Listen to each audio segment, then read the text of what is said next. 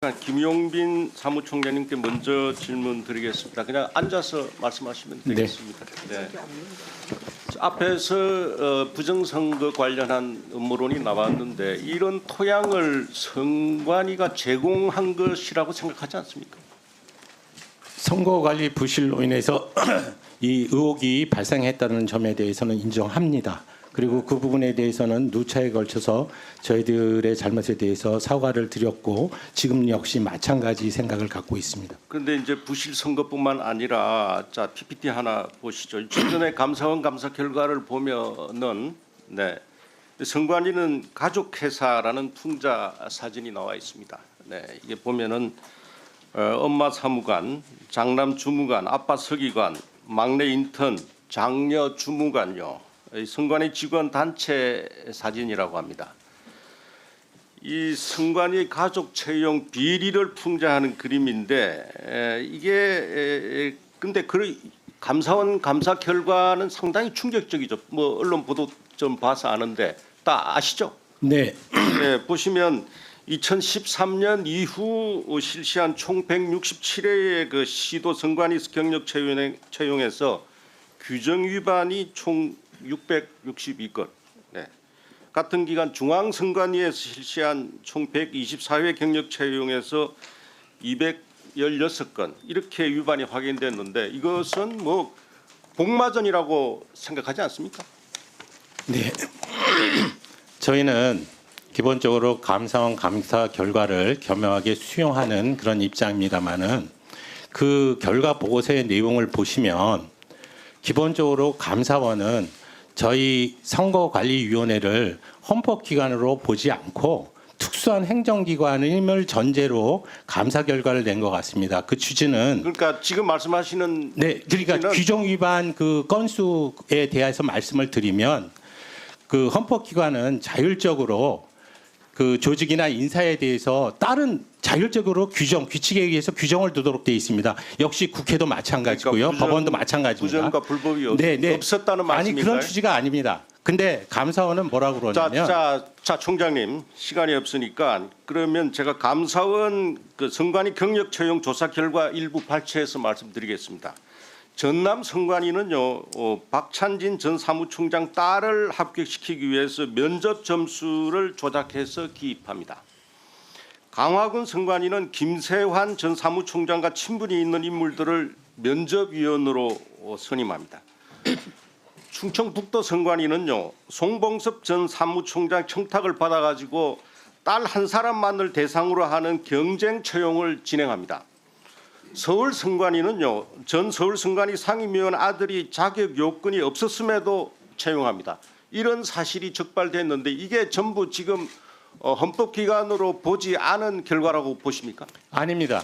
그 부분에 대해서는 입이 10개가 있어도 저희가 그 변명을 해서는 안 되고 확실하게 잘못된 부분이고 이 부분은 이런 비리들은 완전히 척결해야 되는 대상이라고 생각합니다. 그러니까 지금 가족 특혜 채용, 비위 채용에다가 부실 선거 관리, 속구리 투표 이런 게 만연하니까 국민들이 아니 음모론이 그렇게 해서 잘하는 거 아니겠습니까? 네, 인정합니다. 네. 부정선거 음모론이 안 생겨나는 게 더 이상하지 않나요? 그러니까 이게 지금 상황에서는 이 선관위 자정 능력을 도저히 저는 기대할 수 없거든요. 그런데도 헌법재판소는 감사원 감사를 앞으로 받지 않아도 된다. 이렇게 이게 뭐 가족회사를 봐주는 것 같아요. 그 부분에 대해서 조금 설명을 좀 드리겠습니다. 저희가 권한쟁의 심판에서 대상으로 삼은 것은 선거관리위원회가 헌법기관이냐 그렇다면 다른 헌법기관과 마찬가지 즉 국회와 법원, 헌법재판소와 동일한 대우를 해달라는 겁니다. 그런데 감사원법의 처음 제정 취지는 선관위도 감사원 감사를 받아야 된다라고 주장하는 그러니까 말씀을 드리는 보도가 부분이 많이 나왔어요. 선거관리위원회가 헌법기관이라는 걸 일단 판정을 해주고 그렇다면 다른 헌법기관인 국회나 법원, 헌법재판소와 이 헌법기관인 선거관리위원회를 차등해서 대우하는 것이 맞느냐 이 부분에 대해서 판단을 구했던 것입니다. 그러면 헌법재판소가 과도한 판결을 한 겁니까? 본 의원이 헌법재판소는 그러니까 법리적으로 당연히 그렇게 결론을 낼 수밖에 없습니다. 헌법기관이니까 동일한 헌법기관에 대해서 차등대우는 인정되지 않습니다. 그런데, 그러니까 국회나 예, 법원에 알겠습니다. 대해서 외부적인 감사가 할 수 없다면 저희 기관에서도 외부적인 감사는 할 수 없게 된다는 겁니다. 그런데 이 부분 때문에 현재 결정을 보시면 면죄부를 주지 않는다는 부분은 분명히 언급을 하고 있습니다. 그만큼 국회나 법원이 자정적으로 노력해서 자체 감사를 통해서 이와 같은 비리가 발붙이지 않도록 하는 것이 중요한 그러면 것이지. 총장님, 총장님 시간이 너무 많이 가서 그러면 선관위의 인사는 물론이고 회계하고 선거관리 공정성까지 이 전문성이 있는 외부 기관의 감시와 견제를 받도록 제도화하는 방안에 대해서는 어떻게 생각하세요?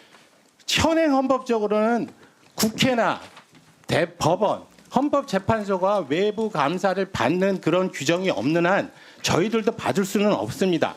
다만 지금 말씀하신 대로 회계 감사는 국가기관 모두가 받도록 돼 있습니다. 그러니까 그런 부분은 문제가 없고 인사에 관련한 부분, 조직에 관련한 부분에 대해서는 국회나 법원하고 동일하게 대우를 해달라는 것이고 지금 저희 기관이 이 영세하고 또 지금 잘못한 부분이 있으니까 이 비리는 반드시 발본색원해야 되는 것입니다.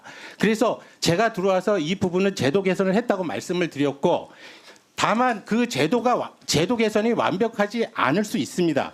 그래서 차제에 이 선거관리위원회를 국정감사 권한을 가진 국회라든지 이런 부분에서 더 저희 기관을 들여다보시고 저희에게 제도 개선을 요구하신다든지 이런 부분을 통해서 개선해야 되는 문제라고 저희는 생각합니다. 예. 지금 뭐 이 개헌 논의가 많이 나오는데 예를 들면 선관위가 너무 비대해서 이게 이 정말 가족 회사로 돼 있는데 이것을 지방 선관위는 전부 행정부처로 이관한다든지.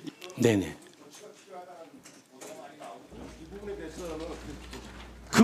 그런 의견도 충분히 가능합니다. 즉 선거관리기관이라고 해서 헌법기관이 당연히 되는 것은 아닙니다. 즉 선거를 치르기 위한 제도이기 때문에 심지어 상설기관화 할 수도 없습니다. 그러니까 한시적으로 운영하는 제도로 운영하는 나라도 있고요. 그다음에 그 일본과 같이 소위 행정부, 그러니까 내무성 산하에 총무성인가요? 총무성 산하에 선거국으로 두고 운영하는 나라도 있습니다. 이런 부분들은 헌법적인 문제니까 개헌 논의를 하실 때 충분히 우리나라의 실정에 맞게 선거관리 제도를 어떻게 가져가는 게 맞는 것인지를 논의해서 정하면 되는 것입니다. 제가 말씀드리고 우리 위원회에서 말씀드리는 취지는 현행 87년도의 헌법에 의하면 분명히 헌법기관이고 따라서 다른 헌법기관과 차등대우하는 것이 잘못된 것이다라고 말씀을 드린 것뿐입니다. 예, 김용빈 총장님 선관위 사무총장으로 임명되신 게 몇 월 며칠입니까? 몇 년? 2023년 7월 26일자입니다. 임명은 누가 했습니까? 저희 기관의 특성, 즉 헌법기관에서는 인사권, 그러니까 독립성을 굉장히 중요시하기 때문에 대통령이 임명하는 게 아닙니다. 누가 선거관리위원회에서 의결을 통해서 선거관리위원장이 임명한 겁니다. 이거 모르시는 분들도 계셨.